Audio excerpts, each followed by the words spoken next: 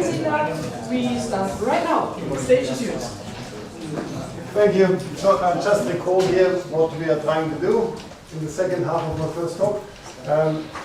This stands for ineffective game and this stands for effective game. It has nothing to do with arrays or something. And yeah, so we just the picture once more. We look at the modular surface. We look at long periodic orbits for the homocycle. So AT, the diagonal parameterization is chosen so that this is moving down. This T goes to infinity. And yeah, this is what we want to prove. And the claim that I want to convince you of is that this follows from mixing. Thank you, Henri, for introducing more or less mixing. And this follows from effective mixing. So if we have an effective estimate of mixing on the modular surface for the geodesic flow, then we can prove this. If we have just a mixing statement, we have this. So what do I mean by that? So maybe or whatever here. Mixing of A on X, which is Hall-Moore. It's the theorem of Hall-Moore. Vanishing of matrix coefficients, that's the other phrase that people use.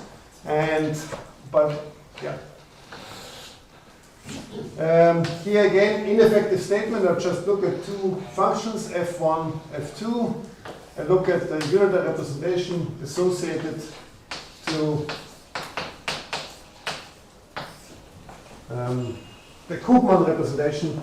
So if I have a G in my group, a f function on my space, then this defines a new function in X, which is just f of xg, which is what I'm doing here, right? I'm just applying f, and then on the right, I multiply by AT before I evaluate the function. So this is the Koopman representation, and was also mentioned before. And the ineffective claim is that when I look at two F1 and F2, it could here be an L2. That's the natural world here in ergodic theory.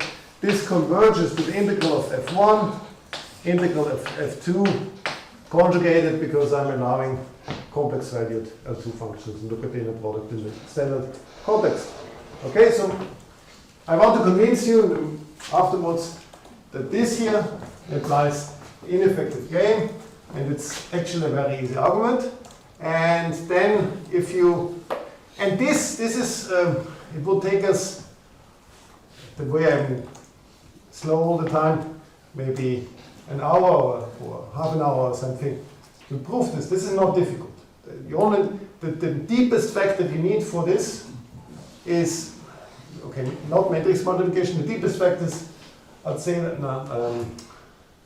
always the wrong one, Arnaulu. So just compactness of the unit sphere in L2 in the big star topology. That's the deepest fact you need for that.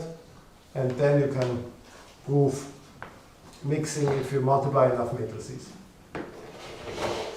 But the effective version of this for that space would take us a semester to actually prove. So that's a completely different hallmark of statement. We will never ever be able to prove this week. But let me just give you the statement so you can get used to it. Effective mixing.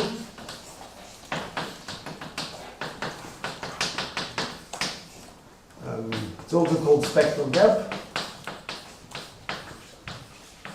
And yeah, one can talk about the Laplace operator defines spectral gap this way. One can talk about other parameters and complementary series representation. One can also talk about that. And there are lots of things one can talk about if you want to open this black box. But right now we can't open this. So what's the statement?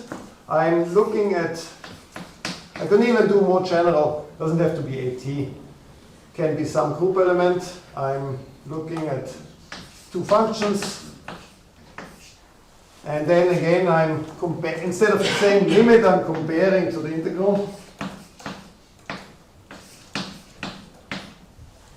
And then then yeah, I want to estimate some absolute constant. I'm not bothered by a multiplicative constant. If there's 15 here or something, I don't care.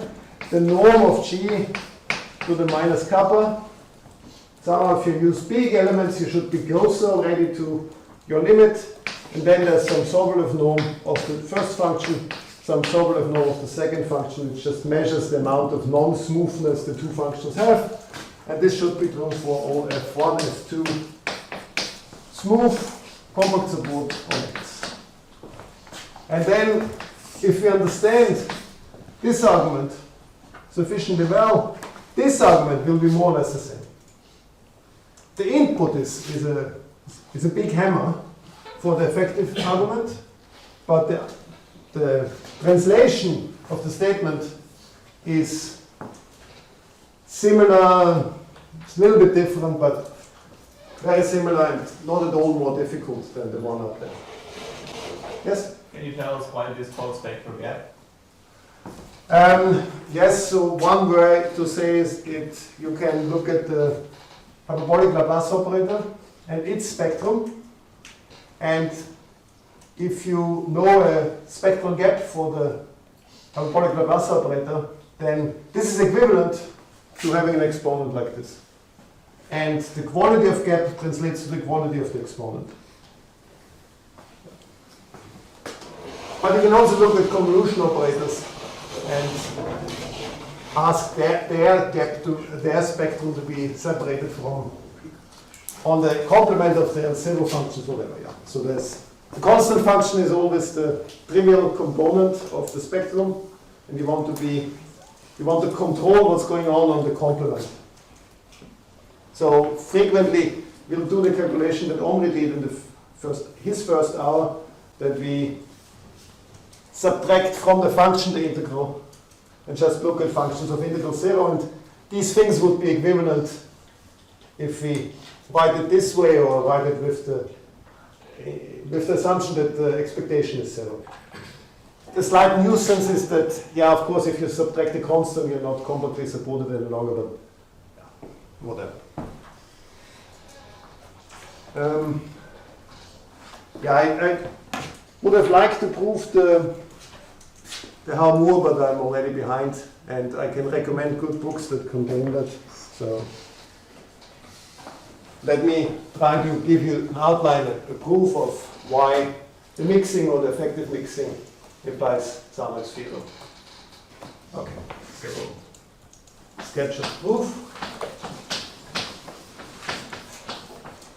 using mixing.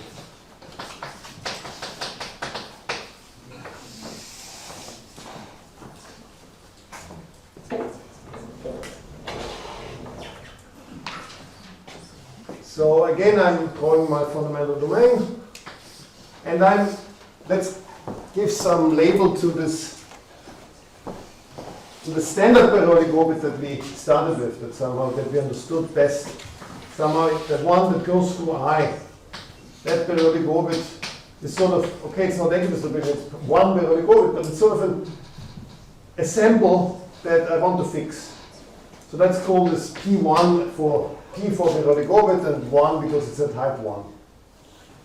Okay, now what I'm interested in is somehow this periodic orbit that's down here, and again I'm drawing it wrongly outside the fundamental domain because inside it would be too much of a mess and it would not have any information if I just drawing here crisscross chart drawing. That wouldn't give me anything, so I draw it like this. And that's what I want to integrate over really. That's what my left-hand side in the convergence is, right? This is, let's, PT, let's call it PT. PT is the pulled back set, and that's P1 multiplied by AT, so that it matches what I have written in the formulas up there. Okay, I'm interested in integral over PT. Now, here we already see an important relationship between P1 and PT. The one set, the PT set is really just obtained from P1 by an image under AT. Now, this AT appears also in the Harmonic field up there, right? So when I multiply on the right by AT, that's sort of what the Koopman representation is doing.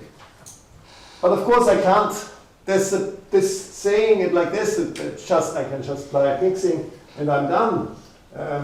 That would be a rather big cheat, right? Because P1 is a one-dimensional object and represents a one-dimensional integral that we are considering on the left-hand side of our convergence, while F1 and F2, they are honest densities.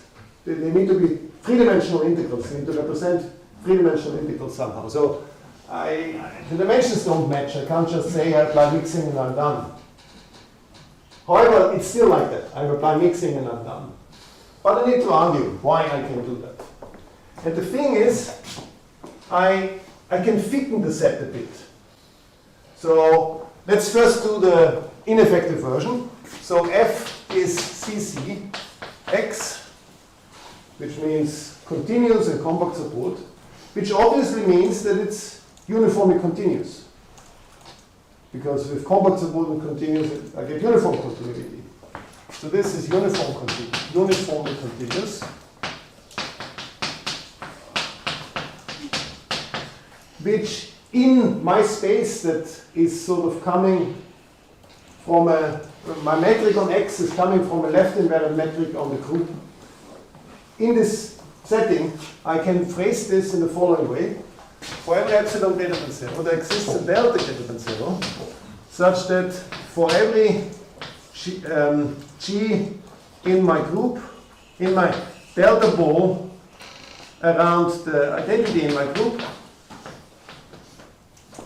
I have that f of x and f of xg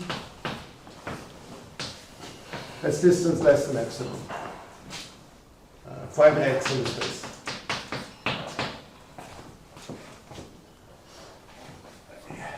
The only thing I'm sort of jumping over is the distance between x and x times g, when I multiply on the right by g, the distance here is less than the delta because the g is from the delta ball.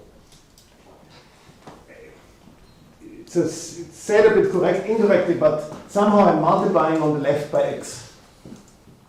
And here I have the identity, I have g, and my metric was left invariant, so that's why the distance between x and x times g is really less than delta. And then it's really just a uniform continuity game. Okay?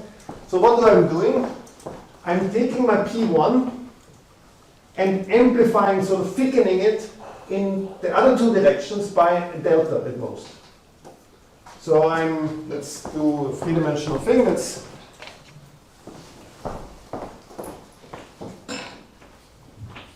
So here I have a bigger set, B1, and B1 is P1, but then multiplied by the delta ball in the other two directions. And the other two directions are the opposite unipotent and the diagonal subgroup. So let's give it a name, H. And what is H? H is sort of a transversal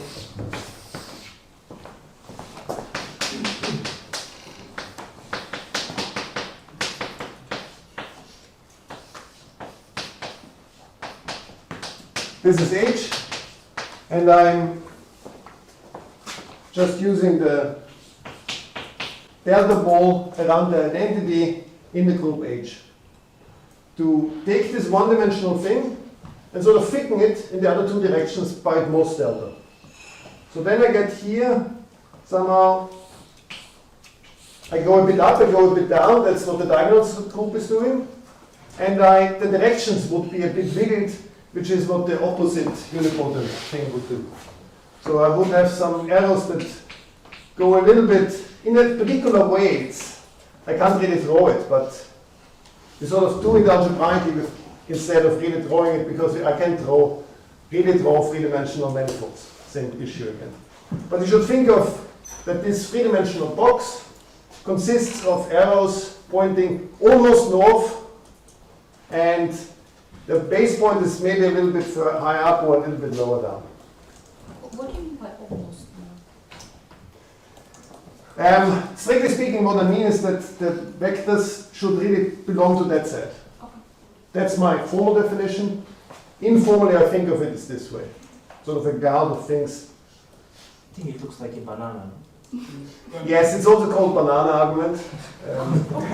It's also called Margulis argument, but Margulis doesn't call it Margulis argument, he calls it banana argument. The angle, I mean, the vector we started with pointed straight up, and now there was an angle delta of the vertical. So to speak, yes. And we want to now think of what happens to this box. If I now do what I did with P1 I push down sort of to this, become this PD, and now I take this P1 and push it down by the same formula and get a three-dimensional thing. So this is contained in BT, which is P1 AT, A minus T, D delta H identity AT. I wrote it with this extra AT, A minus T inside so that I see, okay, there's the PT set, the set that I'm actually interested in. This is this set. And then this set that I'm interested in is multiplied by this stuff, which is a conjugated version of the original delta neighborhood. Okay? So we need to be good in multiplying matrices, so let's multiply matrices and let's recall that Leo told us last time what the correct AT is. So AT was, or A minus T better, A0 CD AT, this is what we see here. This calculation I want to do right now. This was e to the t over 2, e to the minus t over 2, A, C, D, 0, e to the minus t over 2, e to the minus t over 2, no plus. And the only thing is that t is negative in all this calculation because we're going downward. don't change the sign all the time. So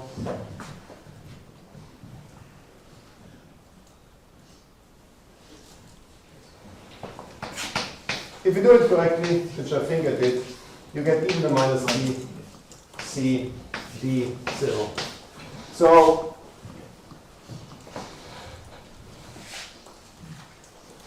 you can do it formally and then have the issue whether to decide whether you did it correctly or not.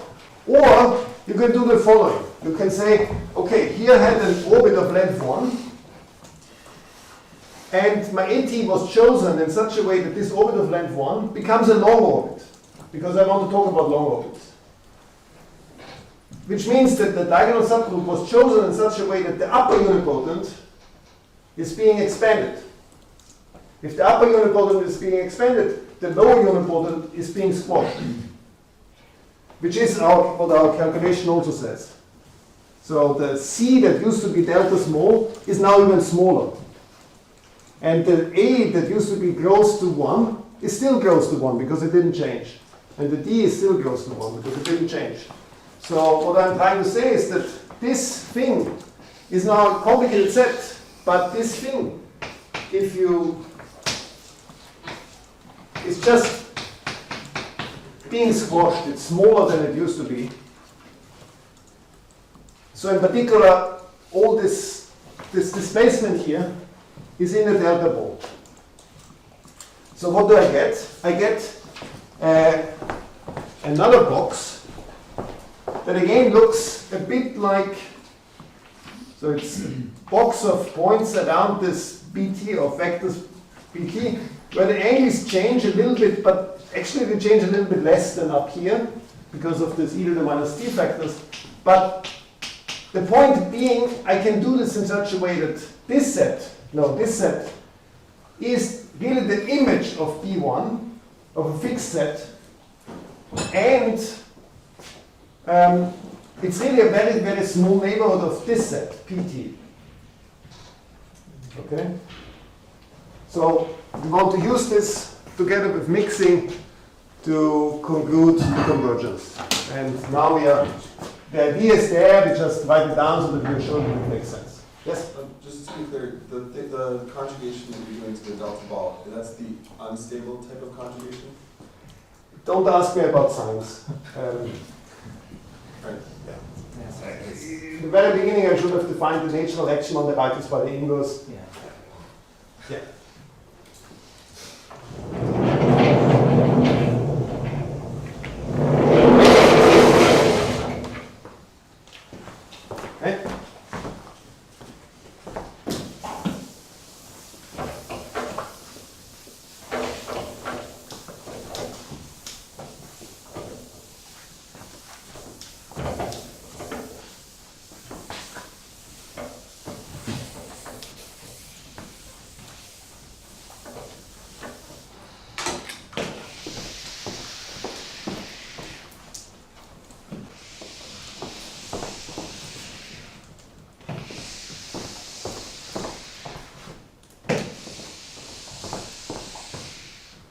Who I didn't say yet that I should have swapped sides around. I'm very disappointed. Okay, so what are we interested in? We're interested in integral f gamma us at integral from 0 to 1. That was our one-dimensional integral.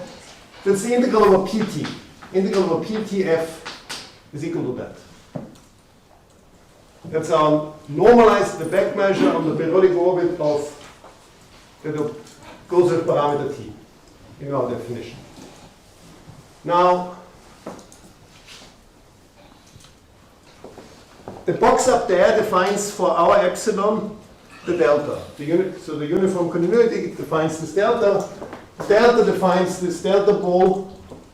And I want to now say this is equal to integral of 0 to 1 f of gamma us at, and now I integrate here also over the b delta h around the identity, which now I put here e to the minus t h a to the at.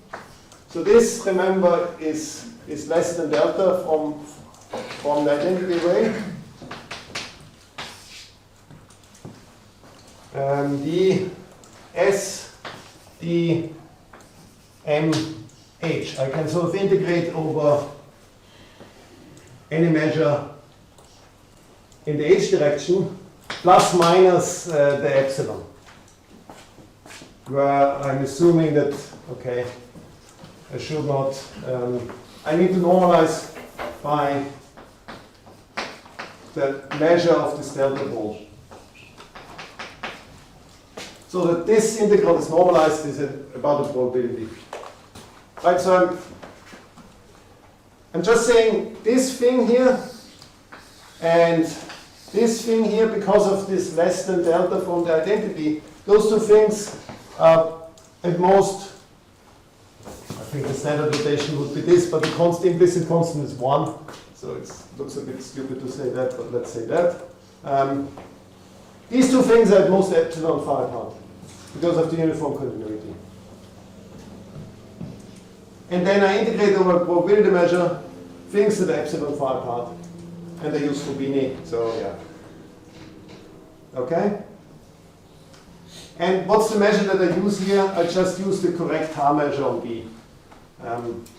There's some small lemma that I'll not prove, but I'm sort of implicitly using here. Now I'm using a bit more explicitly because I talk about it, but I still won't prove this lemma. The H measure on DSL2R is up to a constant.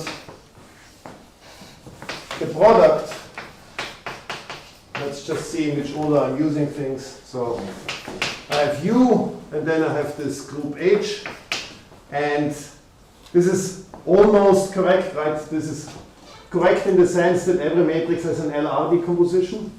recently taught LR composition, so now I know what I'm talking about. Of course, it's not completely true that every matrix has an LR composition, but we only care about the H measure and only things close to the identity, so it doesn't really matter. So this is almost, but this is actually. So here the, oh, LR, sorry, yes, LU, yes. I taught it in German, so that's why it's LR. MU, MH. This is the right invariant measure. And it's the right invariant measure if you insist. And the left invariant measure, U with respect. Yes, it is, yes. And this lemma, I mean, Leo is correct to point it out, because when I say it's the right invariant one, then the proof is much easier because it's actually true. And it's just uniqueness of H measures. So uniqueness of H measures gives you this product decomposition. When the group has a product decomposition, the H measures sort of follow suit. At least when this is a unimodular group, which it is. So, okay? Which tells us that this triple integral is really just an integral over the H measure, over the ambient H measure. So this becomes equal, okay, there's this normalization, 1 over the ambient H measure of B1 integral of f gamma g, and then there's the AT, and this is over the set B1 dm of g. So I'm combining somehow. So first of all, I'm erasing this. This was just there to understand this less than delta trick. I'm erasing this, and then I have US and H. And US, H together forms the set B1. So I can integrate over B1, and the product lemma of the H measures tells me that this triple integral here is really just the integral over the H measure of the ambient group. Okay? Now, this is an inner product of the moved function with the function that lives on B1. So I can write this as integral fx at, characteristic function of B1, x, I want x to be in the set B1, normalized m of B1, and B mx.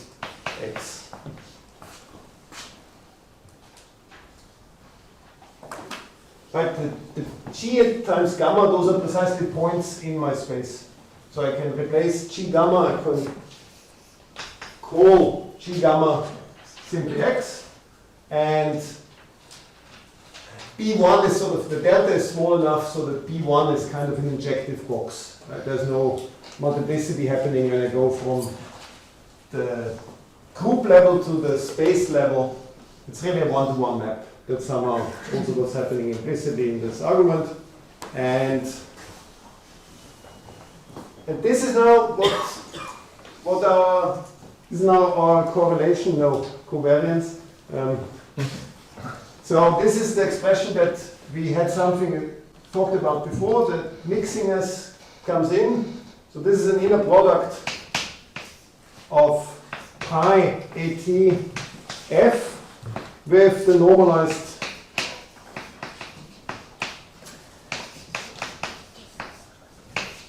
characteristic function of this B1 box. And as t goes to infinity, mixing kicks in and tells me that this converges to integral f times integral this function, but that was normalized, so I don't need to write times 1. And that's the end of it, as t goes to infinity. Why do we have B1 but not B delta? Because I called it P1. I call the set B1, the delta is the thickness, the 1 is the height. Ah, okay. That's how I cooked up the nomination, the notation. But it's a thing that depends on delta, you're right. But I called it B1. Okay? Any questions? That's kind of the argument. That's it. We're done. In the ineffective world. So let me summarize. Let me also say, okay, this proves the convergence up to an epsilon error, right? Here in this first step, an epsilon error. So this convergence is now true up to an epsilon error, but epsilon, of course, is arbitrary, so of course the convergence is true. And this holds for epsilon.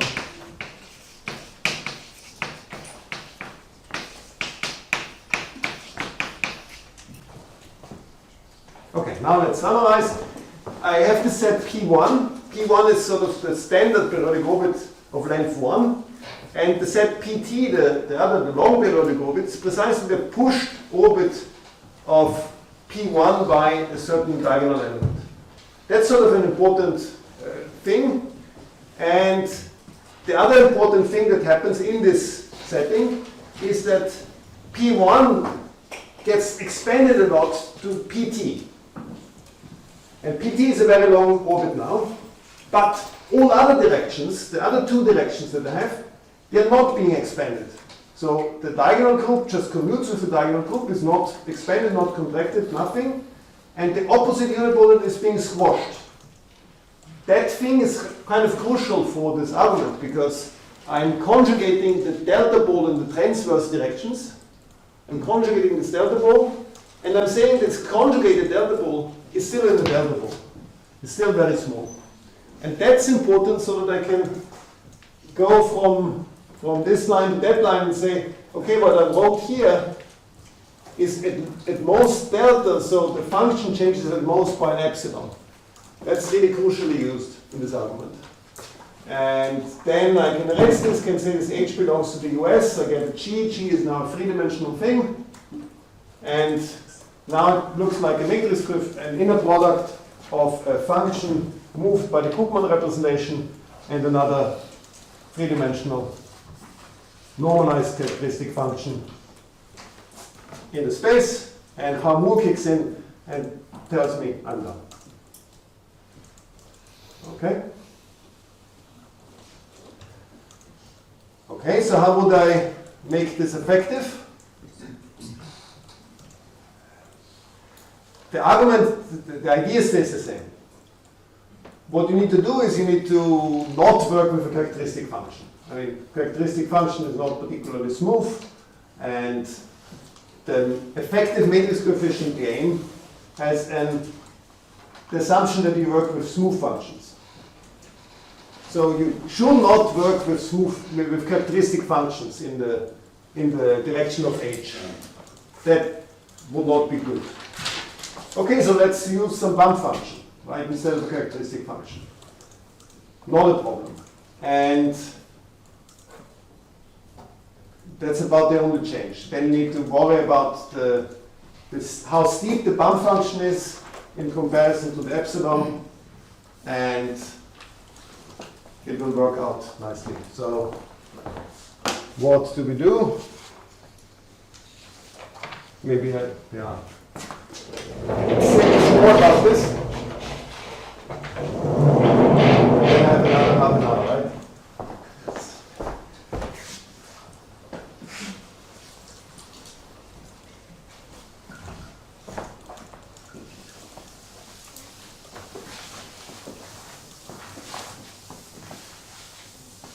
Sometimes doing things effectively is even a bit easier.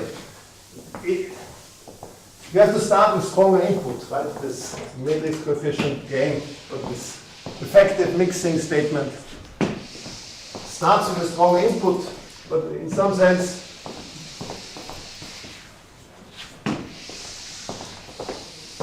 the effective proof is very similar and potentially easier to write down. So let's try this. we assume that there exists a kappa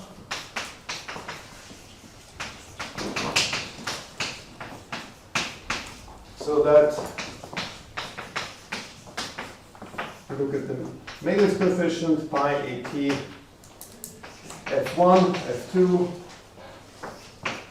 This is called a matrix coefficient somehow. Yeah. It's a standard name, not my fault.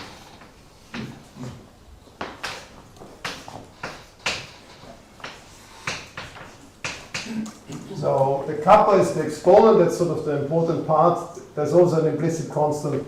I'm making less of a fuss about this one. S of f1, S of f2, that's sort of measuring some smoothness. First derivatives are only needed for this argument. So we assume this, that's our black box. Selberg provided it to us, and many other things sort of came afterwards that would help to improve the kappa maybe, but we are just saying there is a kappa and it gets a bit worse in the argument, so we're not getting very rich with this. Yes, and now suppose F is smooth with compact support, and we again try to compare the one-dimensional integral from 0 to 1, gamma us at. We try to compare this with the three-dimensional integral. We want to make the switch, and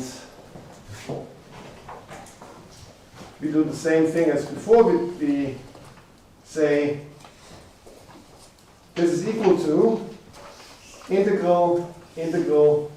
So we integrate over even the epsilon ball in the direction of this group H, and then from 0 to 1, f of gamma u s h at, where for some part of the argument it's nice to envision here the at a minus t, so that we see together sort of this conjugation as we did before. But here I'm putting now another function, namely a b epsilon of gamma us h. That sort of replaces my normalized characteristic function. So up there I had a normalized characteristic function. Now I take some function b epsilon of this, but the b epsilon should be sort of a smooth version of this up there. So instead of in the transverse direction, if this is my h direction, and this is my value, before I looked at the characteristic function, and now I want to look at something that looks like this, and has a certain integral that I understand.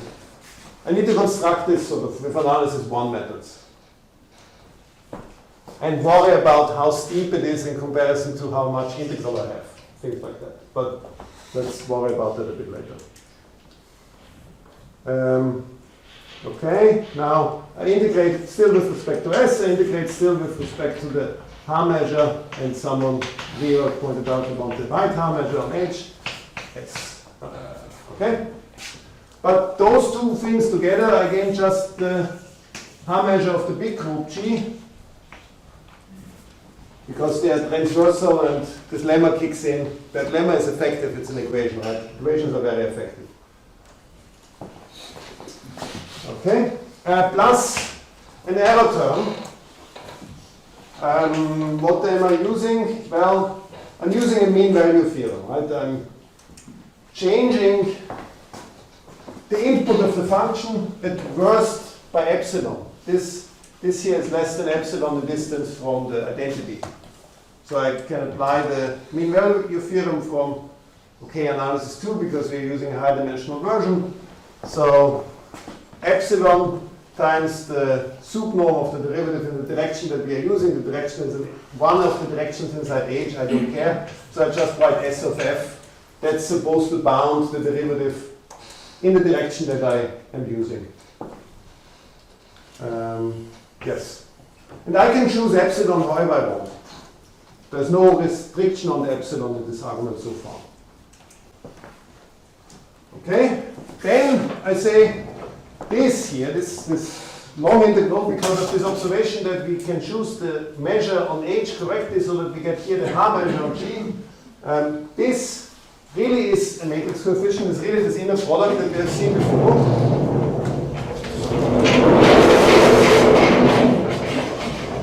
So this is again integral over x, f of gamma x at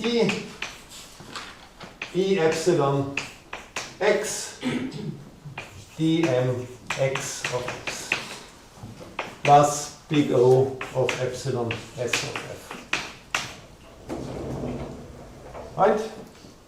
So far we have used that we can construct a bump function which should look like this and is allowed to depend on epsilon, and the mean value theorem in analysis.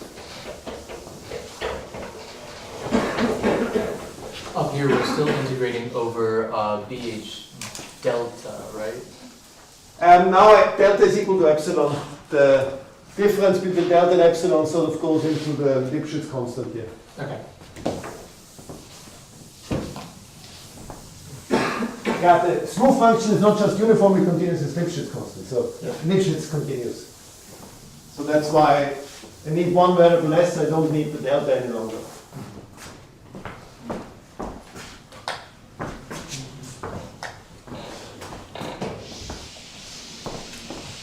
And now I use my assumption, my black box, white box up there, which is the spectral gap. And I can say, okay, this inner product is matrix coefficient. Yeah, I didn't say the integral of p epsilon is 1. I've chosen it such a way, normalized it so that I don't have normalization constant here. Integral of p epsilon should be 1. But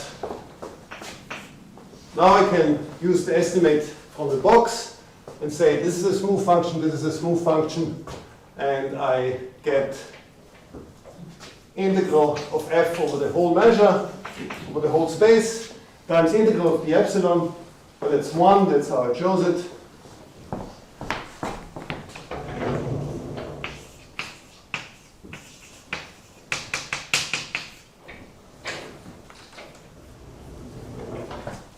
Plus, now I get the error term from up there, which is big O e to the minus kappa t, Sobolev norm of f. That's okay, that's allowed to be there because that is the Sobolev norm that we see in the conclusion that we want to prove. Sobolev norm of the epsilon, that's potentially annoying, plus epsilon Sobolev norm of f. Again, the Sobolev norm of f is okay, but the epsilon is a bit annoying here, right? Because we want actually something like this. So we want epsilon to be also a negative exponent at e to the minus something t. So this is all true and true for all epsilons. Right? So far we haven't decided what epsilon we want to use. And it's true all the time.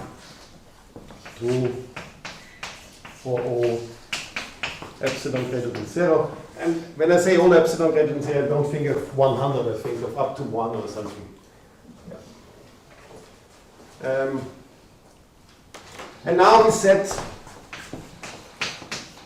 epsilon to be e to the minus eta t, introduce another parameter that we don't understand.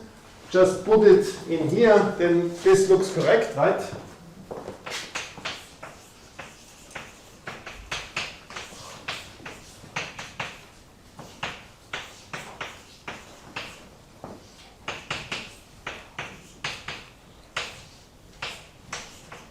So now this term looks correct because we used the correct type of epsilon, but first S of f. S of f is missing here. Let's put a parenthesis then. Yeah. Thank you. But here there's this silly s of p epsilon still. So we need to worry about how much the derivative of a function, how much derivative a function has if I want its support to be within an epsilon wall and its integral to be 1. So I'm only interested in the first derivative. That's what my black box is using. It's only using first derivatives. I was telling you that before, I didn't write it down. So how high does it have to go? How high has the bump function to go? If it's supported in a two-dimensional plane of radius epsilon, it needs to go to 1 over epsilon squared, something like that, right? Sounds about right, because the base is area epsilon squared, so the height needs to compensate for that. So the height needs to be 1 over epsilon squared. It needs to go from 0 at the boundary to height 1 over epsilon squared within an epsilon radius. So the best thing you could possibly hope for is 1 over epsilon cubed for the derivative. Fine, and now you're doing an analysis exercise that you can more or less do that. And you only have to do this in R2. You don't need to do this in a fancy Borel subgroup, whatever, because you're only interested in the behavior of this locally. And locally, everything looks like the Lie algebra, which is a plane. So you do this analysis just with real analysis, first, second year stuff, and you see that this can be chosen so that this is less, what will you say, epsilon to the minus 3, but my epsilon is this here, so it's e to the minus, no, e to the plus 3 eta t. Right, we are a bit afraid of this. This could blow up. If we use too small an epsilon, then this would blow up and destroy the estimate. But we have chosen an eta, which we don't yet know, and now we just say, okay, eta is kappa over 6. Something like that. Then this becomes an kappa over 2. It's not the optimal choice. You can optimize it, whatever. This is a choice that works. So now I get integral f e and x plus o e to the minus kappa over 2 e s dot f. Kappa over 4. I think it's 2 because I'm multiplying that by the 6 by 3, then I get a plus over 2. Here I have a minus 1. So this is correct, and this is actually reverse, so I get over 6. So neither were correct, neither yours nor mine, fine. But we get an exponent that we wanted. I see. This data is kappa over 4. Ah, that, yeah. So the rule of thumb actually told me that, yeah. The rule of thumb that you want to do is you want to just make this equal to that and then optimize the parameters. But I don't care, I'm done. It's that's the problem with this price, right? If you get a bit closer to the correct exponent, you're not getting a bit of the million, you just get nothing. Good? Any questions?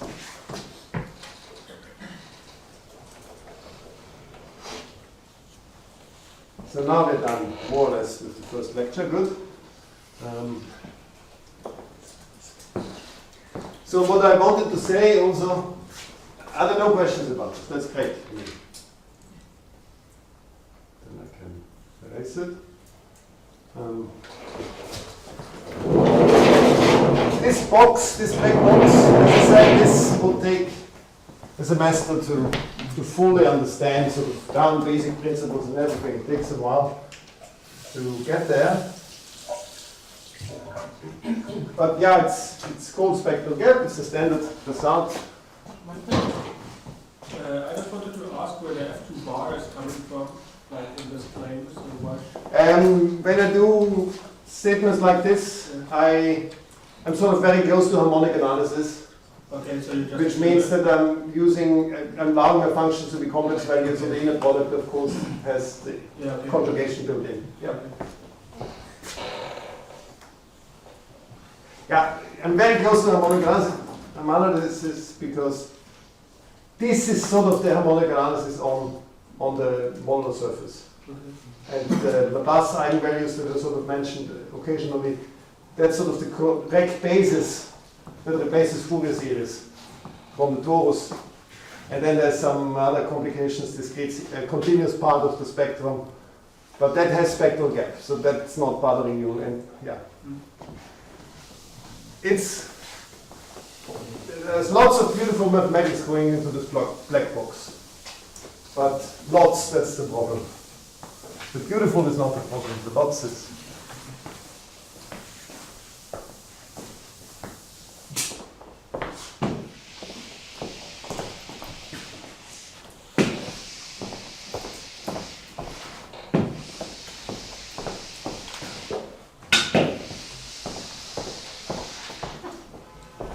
The eigenfunctions of Laplacian themselves are real, but for the analysis it's much easier to also use complex.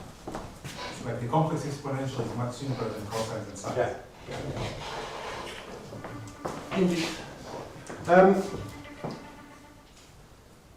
I'm not proving it now, but I want to tell you that if you go to SL3R, then you can state a similar theorem. Let me state the theorem.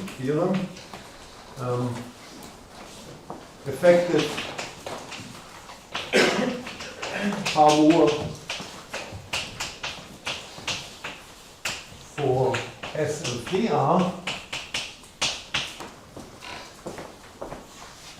let phi be a unitary representation. That's what we had before, this Koopman representation, where you just shift the functions around by your group elements. That's called, in general, a unitary representation of SL3R. And I want, if this comes from a Koopman representation, I want my representation to be ergodic.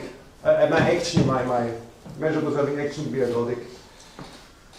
This means, like Omri said, he said it in L1, I say it in L2. This means that 1 is a simple eigenfunction. It's the only eigenfunction that's constant when SL3R is acting. So, and just by his calculation, I'm not interested in the constant function. So let's just look at the restriction of the representation to the functions that have integral 0. On that part of the Hilbert space, that part of L2 space, I don't have any invariant functions any longer because I'm ergodic. Which in this language means I want to assume that there are no fixed vectors. Without non-trivial fixed vectors. Then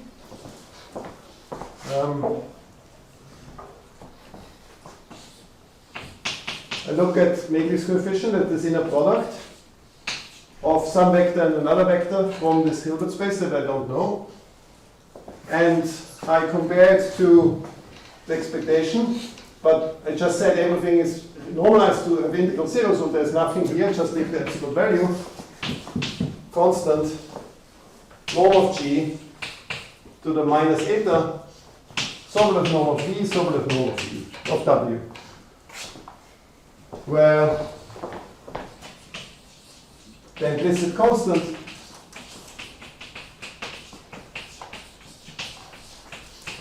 and eta, on what do they depend? On free. Only depend on SL3R.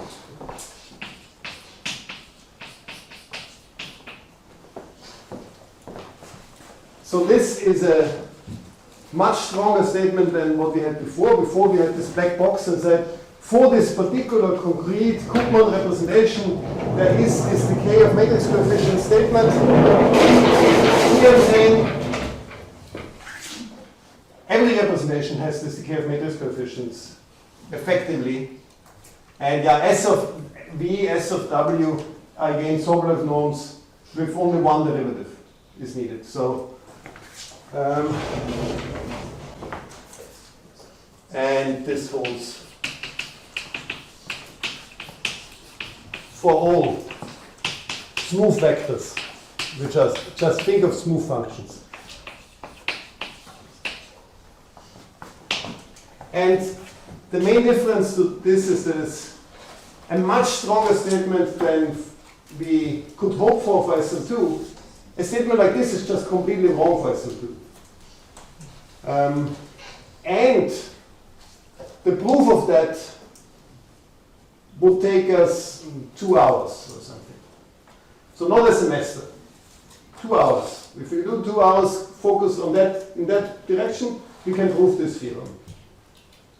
Because this is a version of property T. So this is a formulation of property T by Kashtan, an effective formulation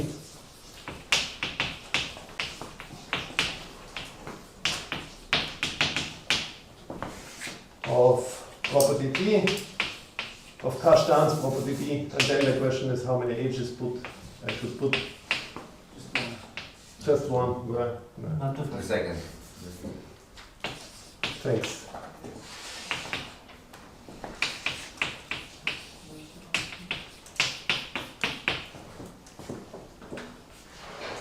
Again, I can recommend a book that explains it well.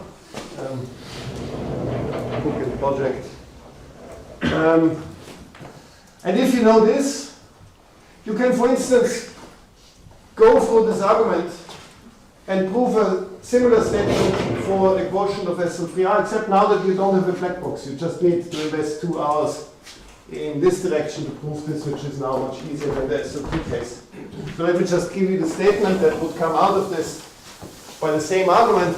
That's why it's called a homospherical argument. It really works for homospherical groups in any dimension, not just for the horocyclic group.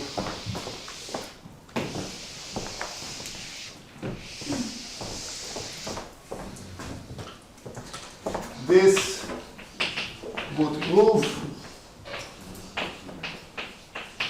the effective equidistribution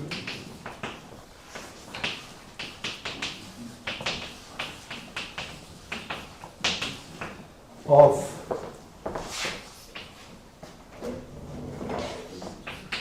gamma. I need a homospherical group. So for instance, it doesn't look, maybe this group. So what is gamma? I should say what gamma is SL3Z. You just move up in dimension once. You go to SL3Z is your lattice. That's a lattice inside SL3R. This is a set inside X3, which is the quotient SL3R mod SL3Z. And of this, when expanded by diagonal subgroups, by the correct diagonal subgroup.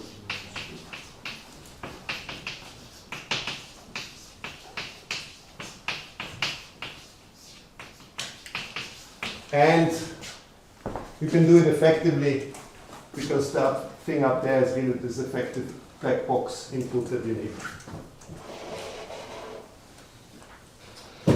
Okay, I think the organizers want you to finish more or less. Are there any questions? Yes?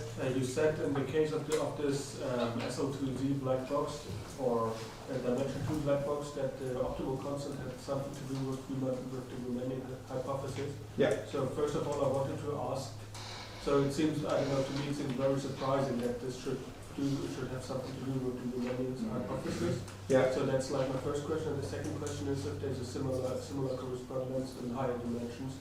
So is like this hat somehow related to the Riemannian hypothesis? I'm not sure. The problem is that we don't even understand the easiest case, right? But so the second question I'm not sure about. The first question is really sort of a question about analytic number theory.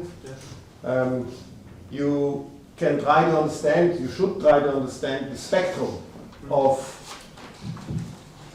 the model surface, of the unit tangent bundle of the model surface. And when you try to do this, there are sort of various components. There's the constant visual representation.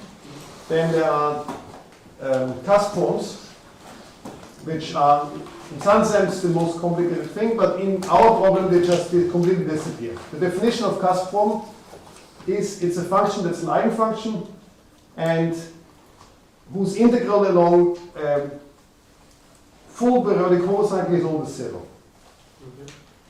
So the cusp forms are completely not relevant. And then there's a continuous part of the spectrum. The continuous part of the spectrum is called Eisenstein series. That's a very concrete description in terms of formulas where lots of zeta functions, no, the d zeta function shows up a lot of time, and hence the error term that you're interested in will relate to properties of the zeta function.